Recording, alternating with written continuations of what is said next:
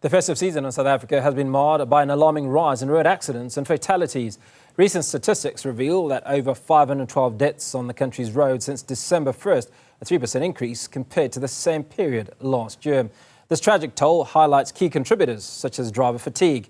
Poorly maintained vehicles are issues that are particularly relevant in the public transport sector, including taxis. As a backbone of South Africa's transportation system, taxis play a crucial role in moving millions of people daily. Today, we are joined by the South African National Taxi Council spokesperson, Rebecca Phala, to discuss the taxi industry's role in promoting road safety, addressing driver fatigue and maintaining vehicle fitness during this critical period.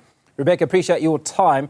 Now, we are talking about 512 deaths. It's a huge amount. And obviously, not all of those have been a result of failure by taxi drivers or taxis. But what is your reaction to these huge numbers, an increase from last year's festive period?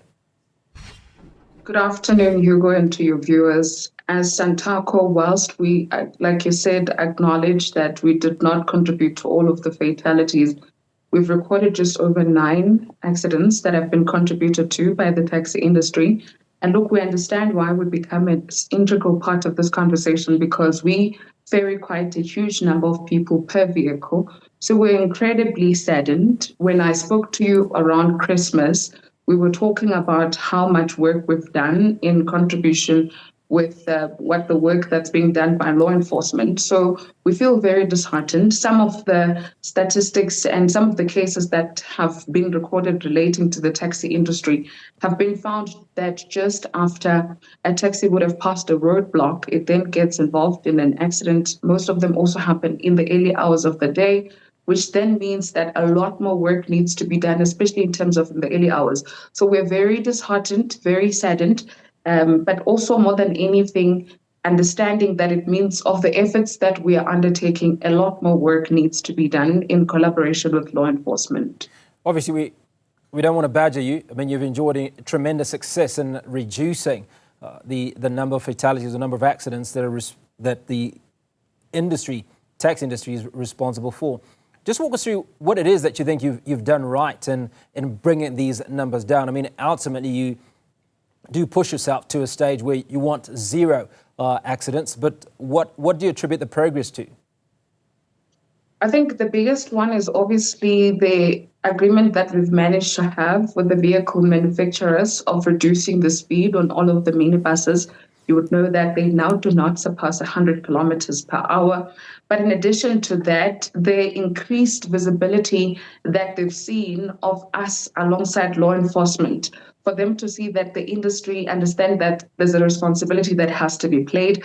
We've gone to almost all of the major taxi ranks to check the validity of the documentation that a driver and the vehicle have, as well as the state of the vehicle, and just to encourage them and remind them that the goal is to arrive safely and not to chase, a commission. So I think the visibility that our drivers have seen in us, the commitment that's been made by vehicle manufacturers have contributed greatly. But obviously the collaborative effort that we've got with government in terms of the law enforcement that has been seen on the roads, which often is accompanied by ourselves as well, I think it has shown them that it is very important. And you would remember that a lot of the people that are in leadership in terms of the taxi industry are also vehicle owners. So for the drivers to see, their bosses, if you will, being at the forefront and showing them that we support you, we're not saying you must chase a commission, running the risk of risking people's lives. It has seemingly contributed quite greatly in terms of some of the reductions that we've reported. Now, Rebecca, understandably, when the police approach a taxi and there are faults with the vehicle, they are able to impound it. Now, what is your jurisdiction where you do these site visits and you look at taxis and you see that there are certain laws that have been broken or not adhered to? So for every member to become a member of an association and then have their vehicle driving on the road, there are some rules that they sign into which coincide quite aptly with law regulations, which would then be the jurisdiction of law enforcement. So what we then do is, if we go to a rank, for instance, and we find that, and it's happened, in fact, in Vereeniging, where we found three vehicles that did not have proper documentation. The tires were essentially smooth, and one driver also did not have a PRDP. We then immediately order for the vehicle to be removed in accordance with the responsibility that we have through our respective associations. The member in question will then be told that their car has been removed, and then there's also a time period through which they will be told not to operate until they've sorted out their paperwork. So that's far as our work can go. In terms of impounding a vehicle, removing it and forcefully holding it, we do not do any of that. In some instances, we also again work with a lot of enforcement, especially on the roads. Hence, we said oftentimes in some of the major roadblocks, you'll find the leadership of the taxi industry there, so that as and when law enforcement finds that a car is not roadworthy or that the driver does not have proper documentation, law enforcement then takes over. So what we largely do is to give a recommendation to an association that a vehicle has to be removed. In some instances, you get in contact with the direct owner, and then they are told that for a certain period they cannot operate. But because it's got a limitation, we then also get in contact with law enforcement for them to know through the fleet management offices of the associations that a certain vehicle is not allowed to operate because it does not have certain paperwork. And often it coincides very well because in any way with law enforcement, they don't negotiate. When they find that something is missing, the car has to be removed immediately. Rebecca, two specific issues I'd like you to respond to. Now, these pertain particularly to the Eastern Cape. In one of the reports that we had when we were speaking to the RTMC 2 days ago, it was found that there were taxi drivers, taxi operators coming out of the Eastern Cape into Gauteng and then driving overnight to ferry passengers. This, I think, is not their regular route. And part of the challenge with that is that driver fatigue sets in because you've driven hundreds of kilometers and you immediately want to drive back with passengers. And also just, I think only half an hour ago, Sipa Kema, who was one of our colleagues in the Eastern Cape, talked about a vehicle taxi that had been impounded because the taxi had increased the number of seats from the regular 15, I think, to as many as 23. Now, obviously, there's some stuff that goes under the radar, but how can such be prevented in the future? Sure, very important question, because we have found that many often do get tempted to essentially overdo it, be it with the workload. I mean, if you're going to do 2 trips to the Eastern Cape in a day, it's quite a lot. In terms of those that add seats and some who also even overload passengers as well as luggage, the work that really needs to be done largely is for the inspection and for it not to only wait for a busy period.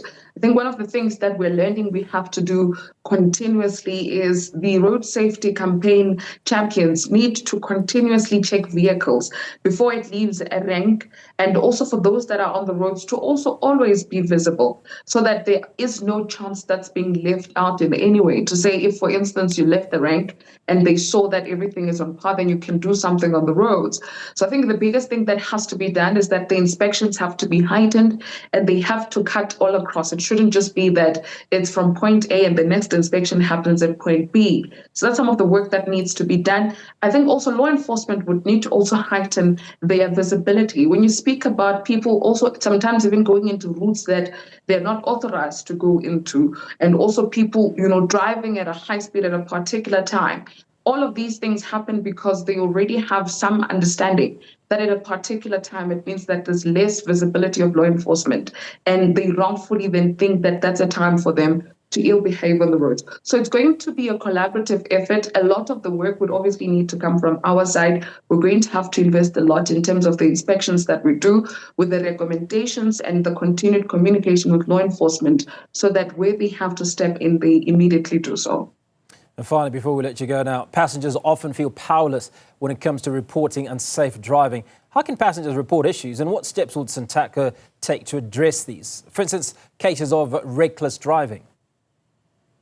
We encourage for our customers to call the nationwide call center number so that they get in touch with us, especially if they feel it's not safe to tell the driver at a particular point. But if you are, for instance, at a rank and you see that the vehicle you're being told to get into is not necessarily looking safe, we've got officers there. You can go there, or you can talk to the queue marshals that are just there on site. But if at any point you don't feel safe, you're more than welcome to give us a call. The number to dial is 012-321-1043, 012-321-1043.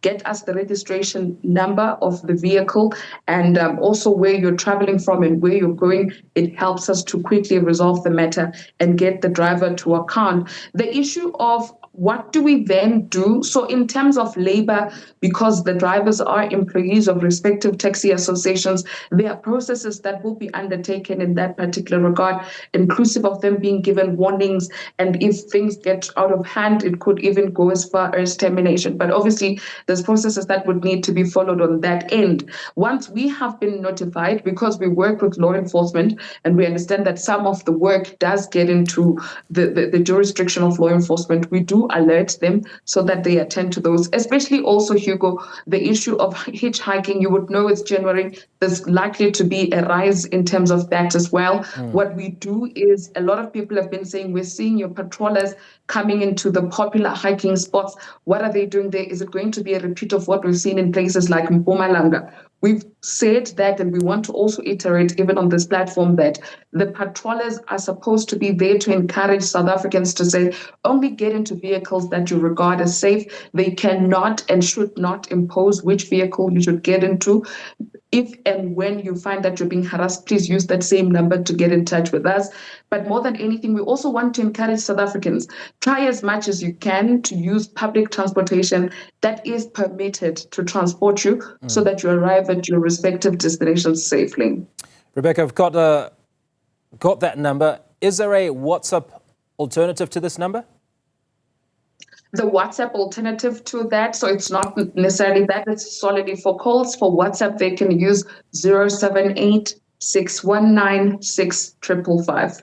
078-619-6555. We are working on a 24-hour basis to attend to all their inquiries. Fantastic. Happy to hear that. Rebecca Phala, South African National Taxi Council spokesperson, speaking to us about the reduction in accidents. Only 9